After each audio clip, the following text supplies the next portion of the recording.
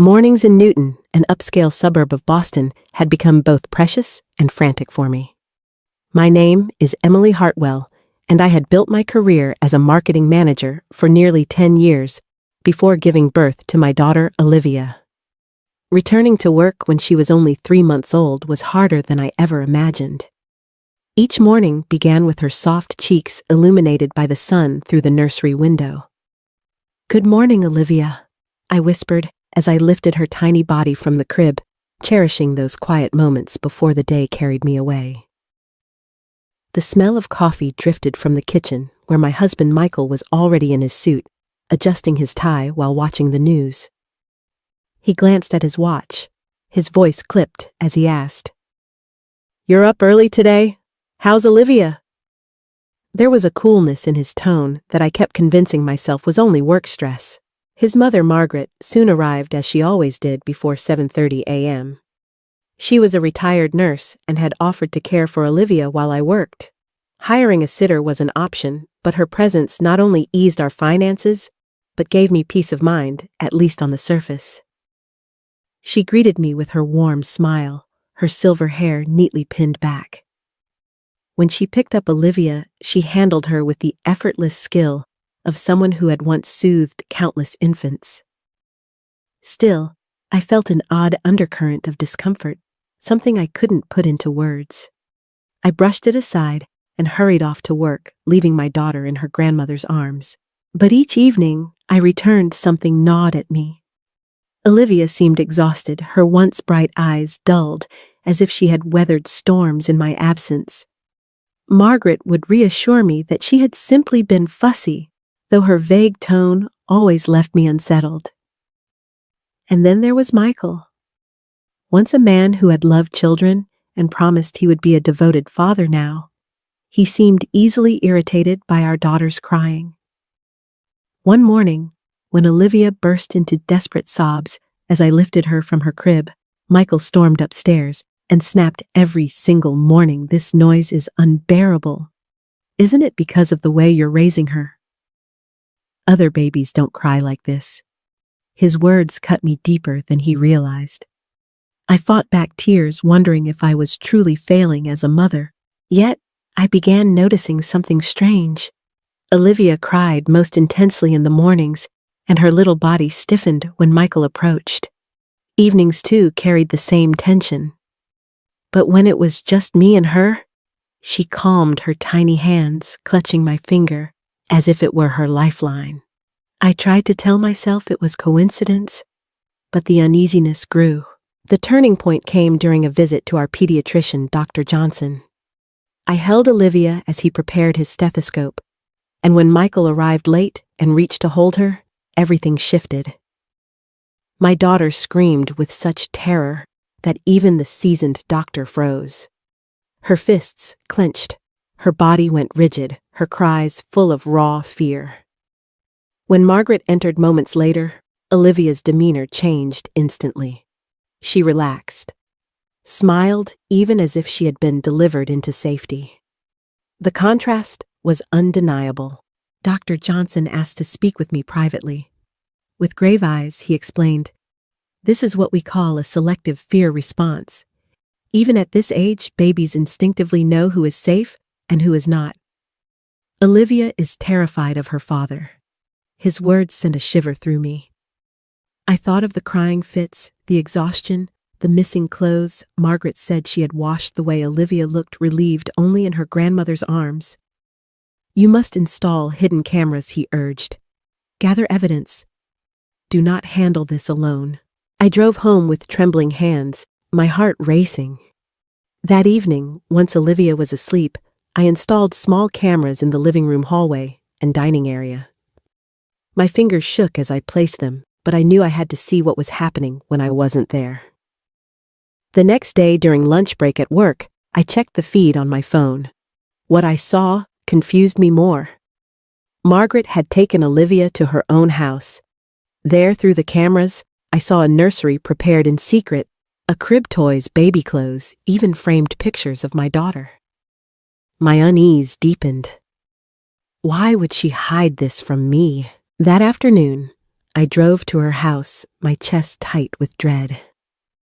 I peered through the window before knocking and saw her rocking Olivia, singing softly. My baby's face finally at peace. Inside, however, was something I never expected, not only the hidden nursery, but photographs of Michael with another woman. Margaret looked at me with tired eyes and said, "Sit down, Emily. It's time you know the truth."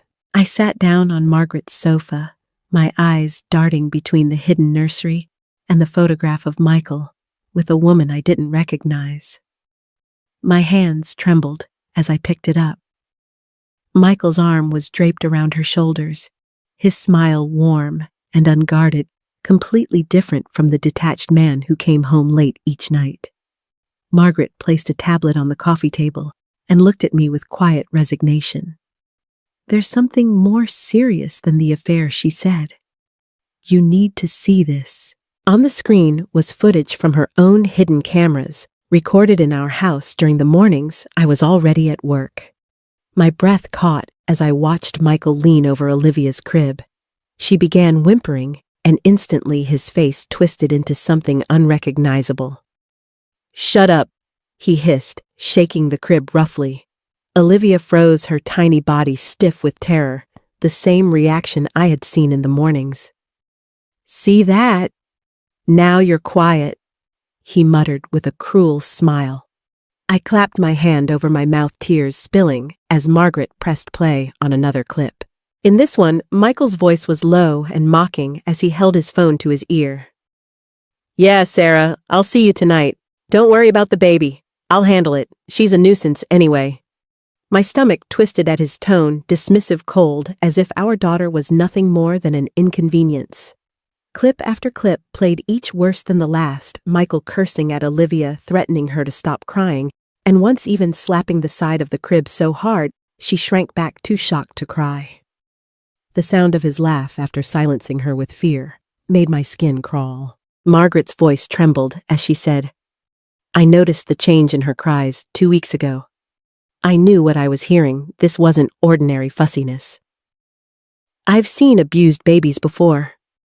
That's when I started recording. I was afraid to tell you directly because Michael threatened me. He said if I interfered, he'd keep you from Olivia forever." She wiped her eyes, then opened a box from the closet.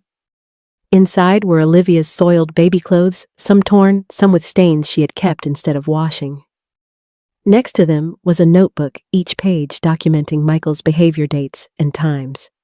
"I needed proof," she whispered. I felt my whole world tilt.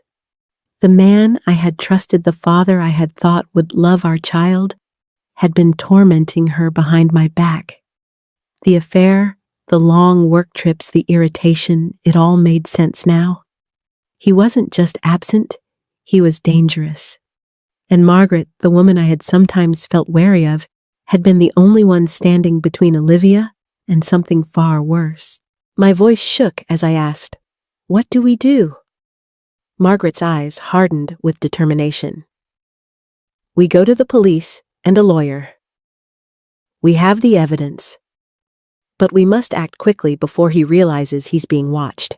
That evening, clutching the videos and Margaret's meticulous notes, I sat in a lawyer's office.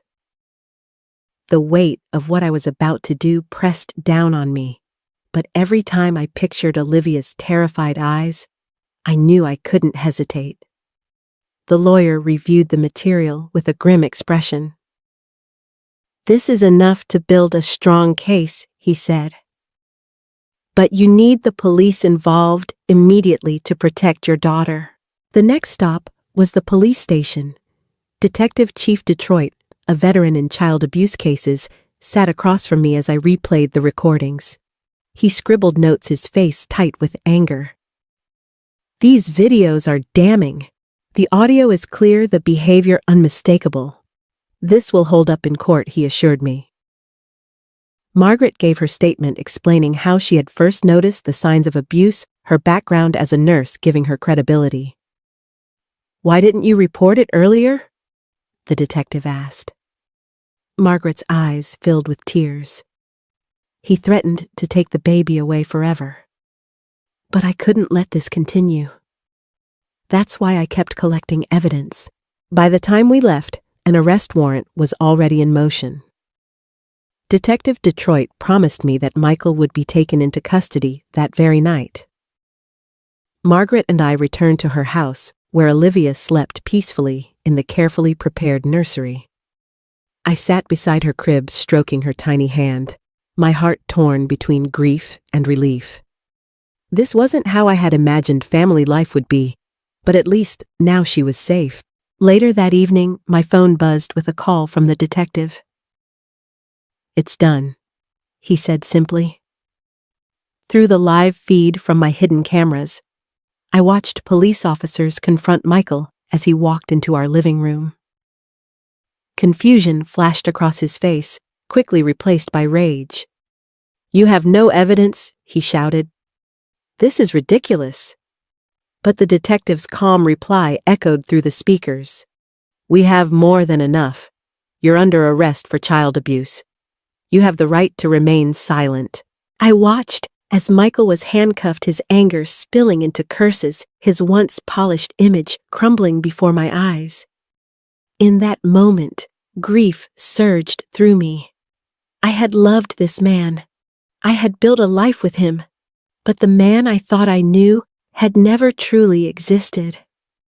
What was left now was only betrayal and the responsibility of protecting my daughter from the father who had broken us both. The next morning, news of Michael's arrest spread quickly. His investment firm wasted no time in firing him. In his line of work, trust and reputation were everything, and a child abuse charge was a career-ending scandal. I should have felt vindicated, but instead I sat at Margaret's kitchen table, staring at my untouched coffee knob. The man I had once loved was gone, replaced in my mind by the cruel figure from the recordings. Even though I had been the one to hand over the evidence, a part of me still grieved as though he had died. The trial came 3 months later. I stood in the courthouse hallway, Olivia in Margaret's arms, while my lawyer assured me we had an airtight case. The prosecutor presented the recordings, Margaret's detailed notes and testimony from Dr. Johnson, who explained Olivia's fear responses in clear professional terms. This baby had already learned to freeze and stiffen in terror at her father's presence, he told the jury. The words made me want to weep. My daughter, barely 3 months old, had known fear so deep it shaped her body's instinctive reactions. Michael's lawyer tried to argue that the videos were misleading, that his outbursts were just frustrated parenting, but the evidence was overwhelming. The jury deliberated for only a short time before returning with a guilty verdict. The judge's voice was steady as he handed down probation, a restraining order forbidding Michael from ever approaching me or Olivia, and the requirement that child support payments would be determined separately in civil court. Michael's shoulders slumped as the reality settled on him. He had lost everything: his career, his family, and even the affair partner he had betrayed me with. I later heard Sarah had abandoned him, horrified by the details that emerged. When it was over, I walked out of the courthouse into the cold afternoon air, holding Olivia against my chest. Margaret wrapped her arm around me. "It's finished now," she whispered, but I knew it wasn't truly finished. Abuse leaves scars, and Olivia's reactions, her stiffened body, her fearful eyes, were not going to vanish overnight. The months that followed were a slow climb toward healing. I moved in with Margaret, too afraid to return to the house I had once shared with Michael. The hidden nursery she had built became Olivia's sanctuary.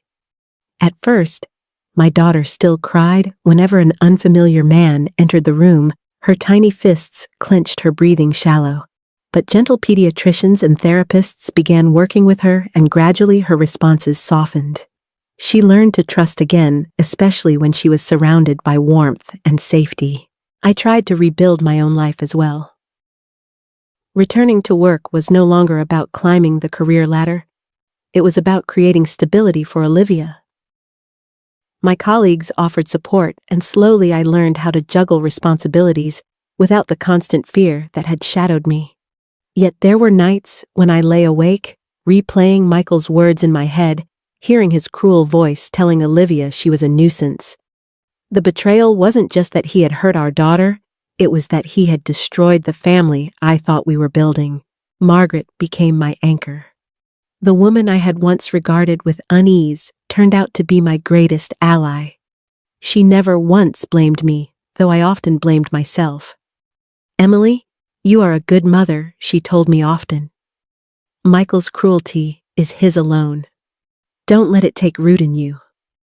Her quiet strength gave me hope that Olivia would grow up surrounded by real love, the kind that protects and nurtures rather than harms. One crisp autumn afternoon, 6 months after the trial, we took Olivia to the park. The leaves were turning gold, and the air smelled faintly of wood smoke. Olivia sat in her stroller, waving her small hands with delight as she watched children play nearby. Margaret and I sat on a bench exhausted but content, watching her discover the world without fear. For the first time in months, I felt a lightness in my chest. "Thank you," I whispered to Margaret. "If it weren't for you, I don't know what would have happened." She shook her head, her eyes soft. "This is what family is, Emily. It's not about blood, not even about marriage. It's about protecting the ones you love no matter what." I felt tears sting my eyes.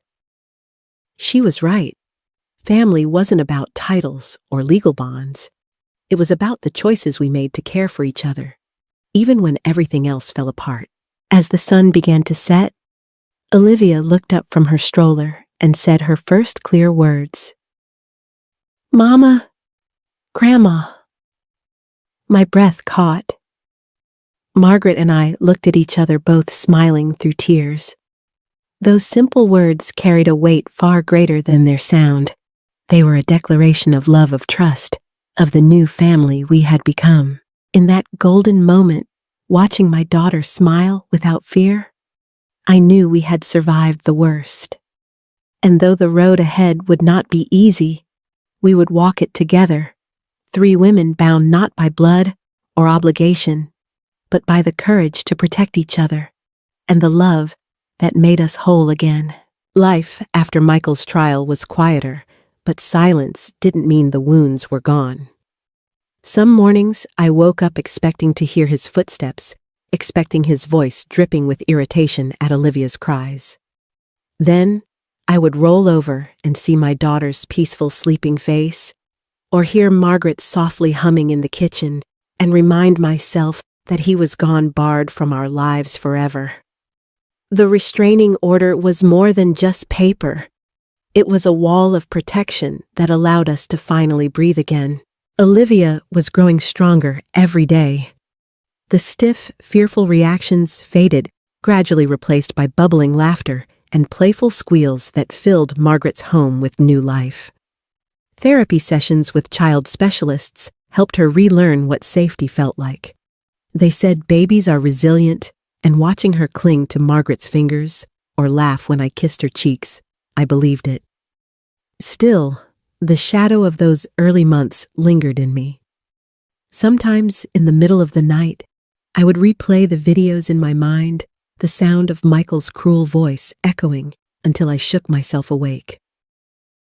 Healing wasn't linear, but every day I chose to step forward for Olivia. The community around us rallied in unexpected ways. Neighbors dropped off meals my colleagues covered for me when I needed time off, and even Dr. Johnson called to check on us. "You both did the hardest thing," he told me over the phone one evening. "You listened to the child who couldn't speak yet and believed her. That's what saved her." His words stayed with me.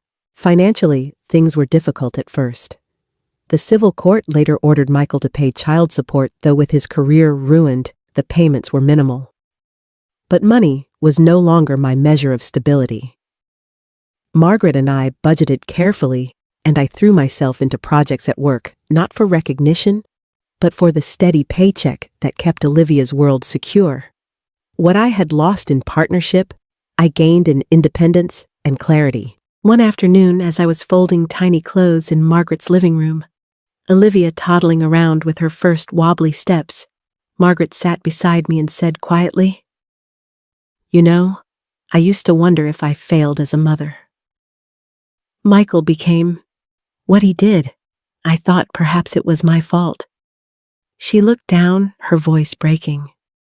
"But watching you fight for Olivia, I realized sometimes love isn't enough to stop someone from choosing cruelty.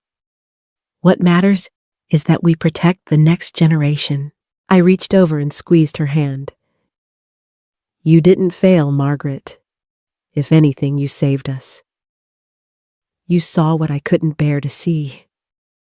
Tears shimmered in her eyes, but she nodded, comforted by words she needed to hear. For both of us, Michael's downfall was not just an ending, but a reckoning. We had to forgive ourselves for the things we hadn't known, the warnings we had ignored. Seasons shifted, and life began to feel normal again. Olivia's first birthday was celebrated in the same park where she had once spoken her first words. We decorated with balloons, baked cupcakes, and sang as she clapped her tiny hands with delight. It wasn't the grand party I once imagined I'd host with Michael, but it was something better. It was safe, filled with genuine love, surrounded by people who cared deeply for her. When Olivia smeared frosting across her face, and Margaret laughed until tears rolled down her cheeks, I realized this was the kind of memory I wanted my daughter to grow up with. Months later, as I tucked Olivia into bed after a long day, she looked up at me with sleepy eyes and whispered, "Mama loves me." My throat tightened because she was right. I did more fiercely than anything in this world. That love had carried me through betrayal, through fear, through nights of doubt and days of sorrow. And now, it was shaping her world into one where love meant safety, not pain. Looking back, I often wonder how easily the truth could have been buried if not for Margaret's vigilance, or Dr. Johnson's sharp eye, or Olivia's own desperate cries. Abuse hides in plain sight, cloaked in excuses and denial. But babies, even without words, tell us the truth with their bodies, their cries, their fear. And if we listen, if we act, we can change the course of their lives. Standing at the park one evening, watching Olivia chase bubbles with laughter spilling from her lips, I realized that our little family, just the three of us, was stronger than I had ever dreamed. Family, I learned, is not defined by blood or vows spoken at an altar. It is defined by the courage to protect, the choice to love unconditionally, and the determination to build safety out of brokenness. So if there is one lesson I carry from all of this, it is this. Sometimes the people we trust the most betray us in ways we never imagined.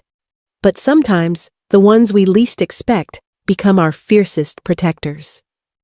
Love, real love, is not about appearances. It is about sacrifice, vigilance, and the quiet courage to say, "This ends here." And in the end, Olivia's smile, free of fear, was all the proof I needed that we had won. If this story moved you, please remember to like, share, subscribe, and comment below. Your support helps us bring more powerful stories like this to light.